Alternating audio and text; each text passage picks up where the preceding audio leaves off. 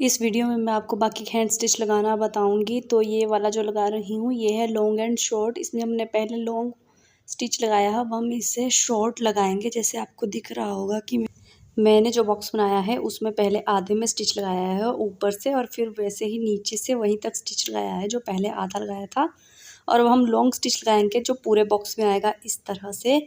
अब हम फिर से शॉर्ट स्टिच लगाएंगे, मतलब एक बॉक्स में 2 स्टिच इस तरह से, एक बीच में लगाएंगे ऊपर से आएगा, और अब नीचे से भी हम जहाँ से हमारा ऊपर वाला स्टिच आया है वहीं पर इस तरह से लगाएंगे। इसे लॉन्ग एंड शॉर्ट स्टिच कहा जाता है, जिसमें हम पहले लॉन्ग और उसके बाद शॉर्ट स्टिच लगाते हैं। अगर आपने मेरे पहले वाले स्टिच की वीडियो नहीं देखी है तो आप देख सकते हो, मैंने इसका पार्ट 1 ऑलरेडी अपने चैनल पर अपलोड किया हुआ है, जिसमें कि मैंने पहले वाले स्टिच जो है वो लगा करके बताए हैं, और बाकी के स्टिच जो है मैं इस वीडियो में बताऊंगी। इस तरह से हमें पहले लॉन्ग स्टिच लगाना है और फिर शॉर्ट स्टिच लगाने हैं।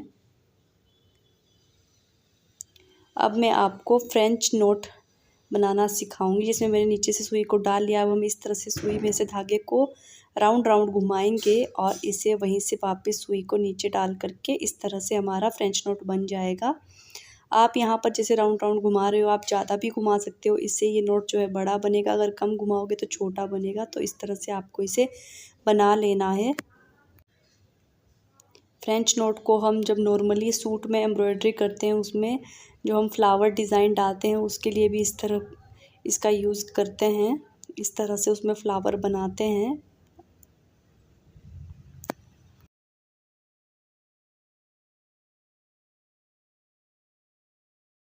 हमारा फ्रेंच नोट कंप्लीट हो चुका है। अब अगला है लेज़ी डेज़ी। तो मैंने इस तरह से सुई को निकाला है, और जहाँ से हमने धागे को ऊपर निकाला है उससे थोड़ा पीछे से मैं सुई को इस तरह डालते हुए जो हमारी लाइन है यहाँ पर उसके एंड पर इस तरह से सुई को निकालना है, और धागे के बीच से इस तरह से सुई को ऊपर निकालना है, और फिर यहाँ से अंदर की ओर डालना है। आगे बिल्कुल इसी तरह से सुई को ऊपर निकालना है, जहाँ से धागा आया है उसके पीछे से इस तरह से फिर से सुई को डालना है, और इस तरह से निकाल करके जो धागे को पूरा नहीं खींचना है, पहले धागे को इस तरह से रखना है ताकि हमारा धागा बीच से आए। उसके बाद आपको इसे ऊपर पूरी तरह से खींच लेना है, और इस तरह से आपको बनाना है। आपको पूरे में इसी तरह से बनाना है। इसे लेज़ी डेज़ी स्टिच कहा जाता है। इस तरह से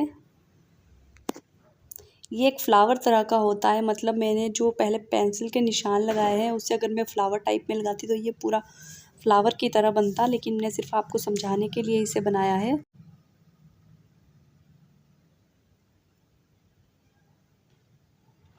इस तरीके से मैं एक और आपको इसके बाद लाकर बना करके दिखा देती हूँ। इस तरह से हमें सुई को धागे के बीच से निकालना है। फिर इस तरह से आपको यहाँ से सुई को अंदर डाल करके फिर दूसरे वाली लाइन में इस तरह से स्टिच बना लेना है।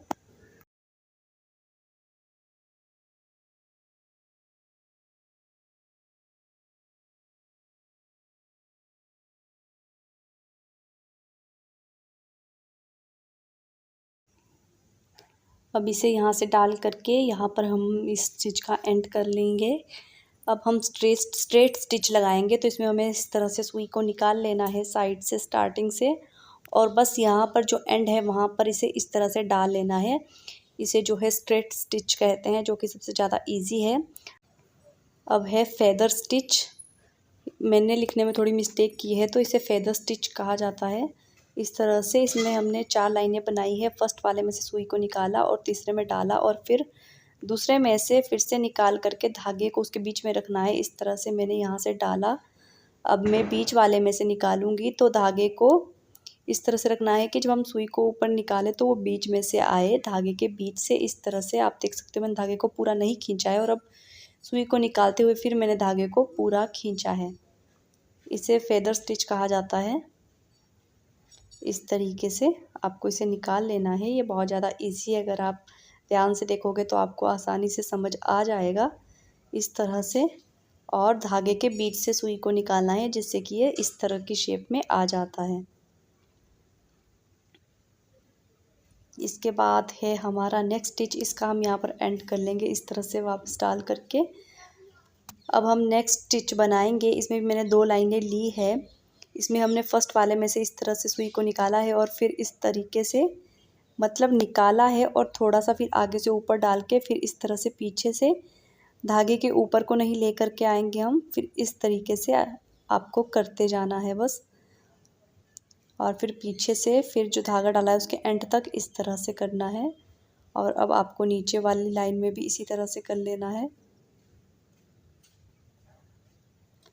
आप इसे अगर एक दो बार थोड़ा रिपीट करके देखोगे, अगर आपको समझ नहीं आ रहा है तो आपको आसानी से ये समझ आ जाएगा कि मैं स्टिच जो है वो किस तरह से और कहाँ कहाँ लगा रही हूँ। फिर आप इसे आसानी से बना सकते हो। ये वाले स्टिच को आप थोड़ा छोटा डाल करके इसे थोड़ा छोटा भी कर सकते हो। मैंने थोड़ा बड़ा बनाया है।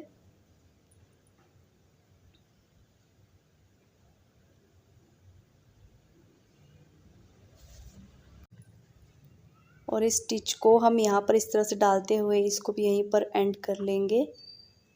और नेक्स्ट वाला जो स्टिच है उसमें भी मैंने थोड़ा गलत लिखा है, इसमें मैंने 4 लाइनें यूज़ की है। ये CRETAIN है। तो तीसरी लाइन से मैंने इस तरह से सुई को ऊपर निकाला है। फिर पहली से दूसरी लाइन को इस तरह से करते हुए मैं धागे के ऊपर से सुई को इस तरह से ले जाऊंगी। अब हम नीचे से करेंगे, चौथी से तीसरी लाइन को लाते हुए और फिर धागे के ऊपर से आपको इस तरह से सुई को ले जाना है। धागे के ऊपर से फिर पहली से दूसरे को लाते हुए इस तरीके से आपको, और धागे के ऊपर से ही आपको सुई को लेकर के आना है, जैसे कि आपका धागा जो है वो नीचे सेट हो जाएगा, नहीं तो ये ऊपर उठेगा इस तरीके से। धागे के ऊपर से ही सुई को लेकर के आना है। मैंने आपको हर एक स्टिच की एंडिंग और स्टार्टिंग दोनों दिखाई है। अगर आपको कहीं भी समझने में मुश्किल हो तो आप मुझे कमेंट कर सकते हो। इस तरीके से आपको चौथी से तीसरे में लेके आना है। फिर धागे के ऊपर से सुई को निकालना है। फिर आपको पहले से दूसरे में लेकर के आना है। इसी तरह से आपको रिपीट करते जाना है इस स्टिच को। और इस तरह से करने के बाद अब हम इसका एंड करेंगे। तो मैं आपको बता देती हूँ कि आपको किस तरह से करना है। आपको यहाँ से सुई को इस तरह से डालते हुए जैसे स्टार्ट हुआ था वैसे ही इसका एंड कर लेना है।